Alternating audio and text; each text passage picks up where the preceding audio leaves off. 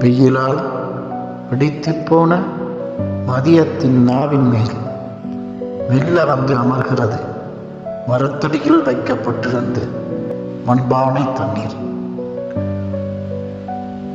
வெயிலால் பிடித்துப்போன மதியத்தின் நாவின் மேல் மெல்ல வந்து அமர்கிறது மரத்தடியில் வைக்கப்பட்டிருந்த மண்பானை தண்ணீர். தொலைதூர பயணத்தின் தூசியை சுமந்தபடி வந்தடைந்த கால்களுக்கு எந்த கேள்வியும் கேட்காமல் இடமளிக்கிறது நிழல்.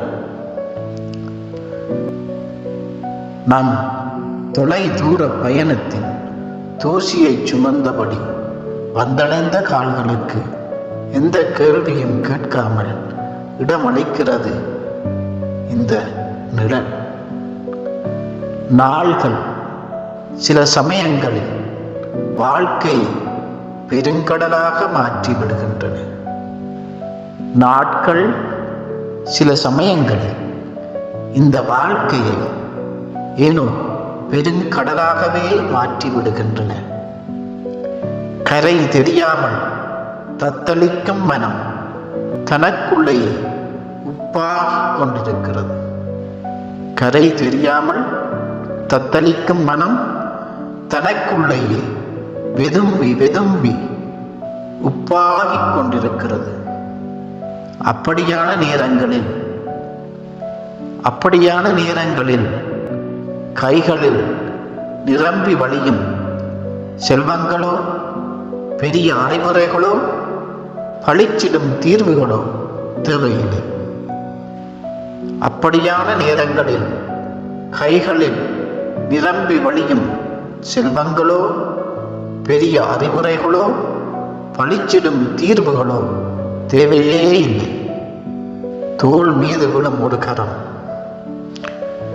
தோள் மீது விழும் ஒரு கரம், சாப்பிட்டாயா என்று சாதாரணமாக கேட்கும் ஒரு குரல். உங்கள் தோள் மீது விழும் ஒரு கரம், சாப்பிட்டாயா என்று சாதாரணமாக கேட்கும் ஒரு குரல், ஒரு நேசத்தின் குரல், ஒரு அன்பின் குரல், ஒரு தூய்மையின் குரல், ஒரு நேசத்தின் குரல், ஒரு அன்பின் குரல், ஒரு தூய்மையின் குரல், ஒரு ஸ்பரிசத்தின் குரல், ஒரு ஸ்பரிசத்தின் குரல். பேசாமல் அருகில் அமர்ந்து பகிர்ந்து கொள்ளப்படும் சிறிதளவு அமைதி, பேசாமல் அருகில் அமர்ந்து பகிர்ந்து கொள்ளப்படும் சிறிதளவு அமைதி, இவற்றில்